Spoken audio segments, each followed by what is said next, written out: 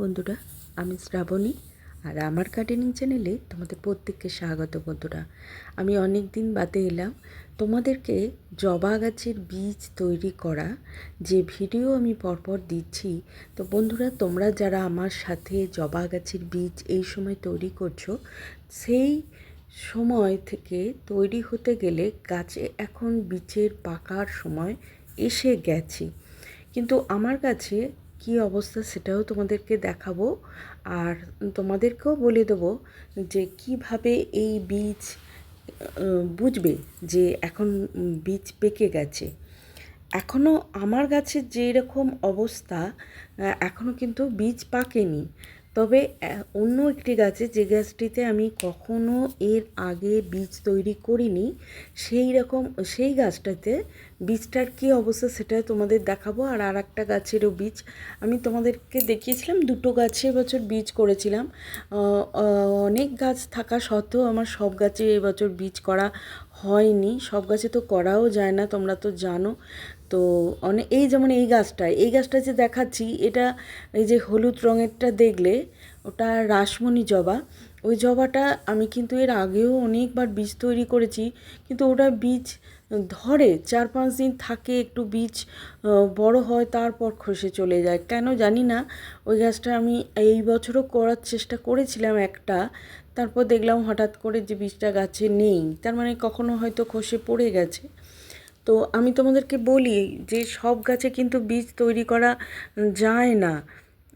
তো এই গাছটায় যেমন এটায় বীজ তৈরি করেছি, এটায় তোমাদেরকে দেখিয়েছি, দেখাবো যে বীজটার কী অবস্থা। এবছর মোটে আমি দুটি গাছে করেছি, তার মধ্যেই তোমাদেরকে আমি দেখাবো যে আমার গাছের বীজের অবস্থা কেমন। তার আগে বলে দেবো যে বন্ধুরা, এখন আবহাওয়ার সম্পূর্ণ পরিবর্তন হয়ে গেছে। একেবারে কিন্তু আমরা জবার সিজনে চলে এসেছি বলতে পারি। আর এই সময় জবা গাছ প্রচুর প্রচুর ফুটবে। একদম পরিচর্যা ঠিকঠাক করে করতে হবে, জলের পরিমাণ বাড়াতে হবে। অবশ্যই জবাগুলো আমাদের কিন্তু আরও বেশি ফুল দেবে, যেটা আমরা শীতকালে একটু কম পেয়ে যাই এই হাইব্রিড জবাগুলো। কিন্তু একদম শীত যাওয়ার শেষের মুহূর্ত থেকে কিন্তু এই সব জবা গাছে প্রচুর পরিমাণে ফুল ফুটতে থাকে। এবার দেখো, এই যে মাসগুলো আসছে, ফেব্রুয়ারি মাস, মানে প্রচুর ফুল পাবে, তুমি প্রচুর ফুল পাবে যদি ঠিকঠাক করে যত্ন করো আর জলের পরিমাণ একটু বাড়িয়ে দাও গাছে। আর এখন তো আমরা যেহেতু শীতকাল, শীত না থাকলেও সেইভাবে তো গরমটা পড়ে যায়নি, সেই জন্য আমরা খোলের জল তো এখন গাছকে, খোল পচা জল যেটা গাছকে আমরা খাদ্য হিসাবে দিচ্ছি তরল সার করে। আর এটা এখন তো দিয়ে যাবই, তোমরাও দাও জবা গাছে এখন। আর অবশ্যই বলবো যে আমি যেহেতু এখন বীজগুলো তৈরি করছি, তো তোমরা কারা করছো এই সময় অবশ্যই তোমরা জানাবে যে বীজের অবস্থা তোমাদের কেমন। এই সময় কিন্তু বীজগুলো পাকার সময় এসে যাচ্ছে, এখনও কিন্তু বীজ সম্পূর্ণ পাকেনি। এবারে আমি বলেছিলাম 1.5 থেকে 2 মাস একটা বীজ তৈরি হয়ে সম্পূর্ণ পাকতে লাগে যদিও। তো তোমাদেরকে আজকে আমি বলে দেবো যে বীজ যে সমস্ত গাছগুলো আছে এখন তোমাদের জবা গাছের। এবার এই যে দাঁড়াও, পরের কথাটা আসছি, এই কথাটা আগে বলে নিই। এই যে দেখো, আমার এই গাছটি বীজটা খসে পড়ে গেছে, আর এই যে বীজটা দেখাচ্ছি তোমাদের, দেখো হাতের মধ্যে, এটা আমি ইচ্ছা করে হাতে করে কেটে নিয়েছি। কেন জানো? এই যে গাছটিতে 2 দিন, হাইব্রিড জবা গাছ, তোমরা যদি 2 দিন, এখন তো 2 দিন 3 দিনও একটা ফুল গাছের মধ্যে থেকে যাচ্ছে, তো সেই ক্ষেত্রে সেই ফুলটি যখন তুমি 3 দিন বাদে তুলছো বা 2 দিন বাদে তুলছো, তখন দেখবে ওই রকম একটা বীজ এরকম দাঁড়িয়ে গেছে কিন্তু। হ্যাঁ, তো এটা তো আমার তৈরি বীজ, এটা খসে পড়ে গেল। কিন্তু আমার যে সমস্ত জবা গাছের বীজ আমি তৈরি করি, শেষ মুহূর্তে এই যে একদম শক্ত হয় এবং বেশ ওপরটা শুকিয়ে শুকিয়ে আসে, তখন বীজটা ফেটে যায়। তখন আমি বুঝি যে সম্পূর্ণ গাছে বীজটা পেকেছে। বুঝতে পেরেছো নিশ্চয়ই তোমরা কথাটা কি বলছি।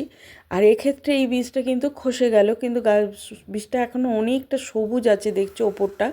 আর এই যে বীজটার কথা তোমাদের বললাম যে 2-3 দিন বীজ না তুললে গাছের মধ্যে যেটা বীজ একটা তৈরি হয়ে যায়। তুমি হয়তো ভাববে যে এটা সত্যিকারের একটা বীজ তৈরি হবে গাছের মধ্যে, তুমি আশায় তাকে বড় করছো, কিন্তু সেক্ষেত্রে তুমি তো বীজের মিলন মানে দুটি ফুলের মিলন তো তুমি ঘটাওনি।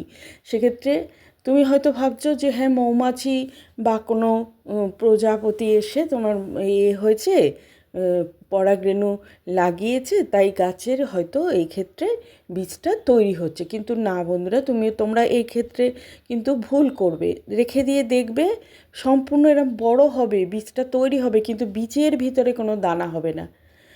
কোনটার কথা বললাম বলো তো? যেটা তোমরা পরাগ মিলন করে দাওনি, আমি যেটা হাতে করে কেটে দিলাম।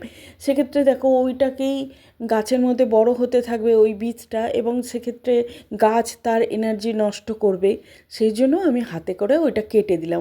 ওটা খুব সুন্দর একটা ফুল, কিন্তু আমার খুব পছন্দের ফুল ওটা। পরের বছর ওটায় আমি দেখি বীজ তৈরি করব ওটাকে।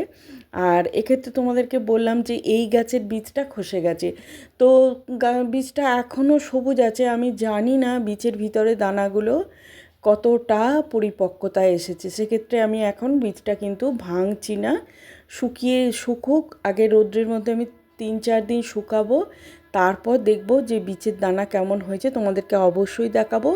বীজ যদি সত্যিই শক্ত এবং ভালো রকম হয় তাহলে সামনের বছর মানে আমি তো এখন তো ওটা থেকে গাছ তৈরি করব না, তখন তোমাদেরকে দেখিয়ে দেবো। আর ওইটা অবশ্যই হচ্ছে, আর একটা এখনও গাছে লেগে আছে দেখছো, ওটা অবশ্যই হচ্ছে। ওটাকে আমি রোজ এখন পাকার সময় তো নজর রাখতে হচ্ছে, একটুখানি শুকোতে ওপরটা শুকনো শুকনো হলেই কিন্তু বীজটা ফেটে যাবে।